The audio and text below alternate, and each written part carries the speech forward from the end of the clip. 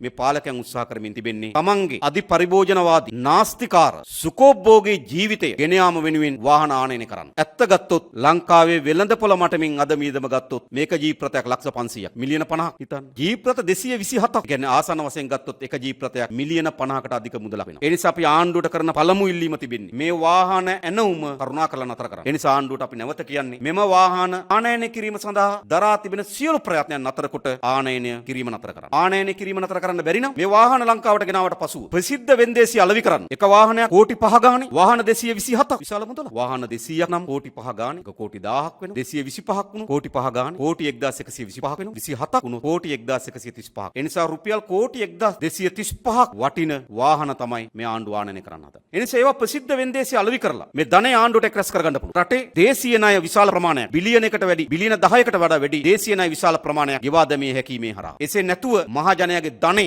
කෝටි ප්‍රකෝටි ගණන් බිලියන ගණන් නාස්ති කරන්න මේ පාලකයන්ට ඉඩ ලබා නොදී අපි පක්ෂයක් හැටියට කිසිසේත්ම මෙම වාහන අපේ පාවිච්චියට ගන්නේ නැති බව සාතික. අපි අහන්න කැමති මේ වාහන සඳහා තරඟකාරී ලෙස මිල කැඳෙව්වා. කිසිදු තරඟකාරී ලෙස මිල කැඳෙව්වේ නැහැ. මේ රටේ පුරවැසියන්ගෙන් ඉල්ලන්නේ. ඔබ විසින් තෝරා පත් කරන ලද മന്ത്രിවරයා කිසිසේත් මේ වාහනේ නැගලා තමන්ගේ ගමට එන්න දෙන්න එපා. මේ മന്ത്രിවරුන්ගේ වටිනා පස්සපැත්ත තියාගෙන යාම සඳහා මෙවැනි මුදලක් වියදම් කළ යුතුද? එවැනි අදහසක් හරි ඔළුවට එන්නේ කවර වර්ගයේ පාලකයන්ට? කවර වර්ගයේ මුග්ධ මනසක් තිබෙන පාලකයන්ට? කවර වර්ගයේ තෙතමනයක් නොමැති පාලකයන්ට?